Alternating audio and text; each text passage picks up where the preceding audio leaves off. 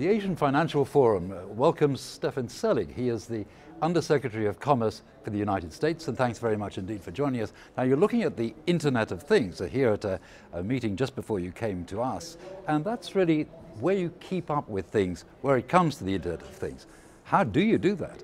Well, it's a challenge, Martin, and that's exactly the topic and why I'm here at the Asia Financial Forum trying to participate in that very area. And in fact, a question that has been posed to me in my 7 months as Undersecretary as I've traveled the world. People have seen the success of Silicon Valley and the U.S. technology economy and are trying to replicate it around the world. And here today at the Asian Financial Forum, that topic was discussed, and in particular in the financial services industry, which has its own particular complexities. Now, really looking at the Internet of Things, of course, that requires an explanation within itself. You have to keep redefining yourself, don't you? It is, and in fact, you know, the Internet of Things really depends or is predicated on the digital economy, which is different than the traditional economy, where capital was so important. And in the Internet of Things, it's really about digital capital, and digital capital is constantly evolving, constantly changing, highly dynamic, portable, global. And is evolving ever so quickly. So it makes it extraordinarily challenging for economies and for companies to remain competitive.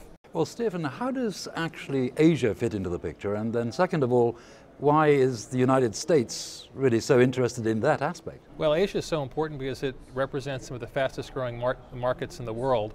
As you know, President Obama, not very long ago, talked about his rebalance towards Asia and his pivot towards Asia, recognizing that very fact that so many of the world's emerging consumers and middle class will be coming from these markets. And in order for U.S. businesses to continue to grow and thrive and drive, in fact, domestic employment, we are going to have to do a good job in the United States tapping those markets. Well, what's the picture at the moment? Is a sort of a snap picture of where United States companies actually sit at the moment, where it comes to these various technologies that we're talking about? As it relates to where the United States companies are in exporting generally, we have actually had our fifth consecutive year of record exports driving our economy, which now account for over 11 million U.S. jobs.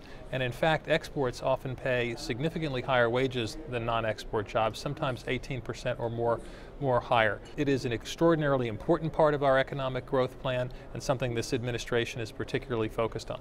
And looking forward, I mean, let's say about 5 to 10 years from now, I mean, can you project how many American companies will be involved in this part of the world, in this market in Hong Kong and elsewhere?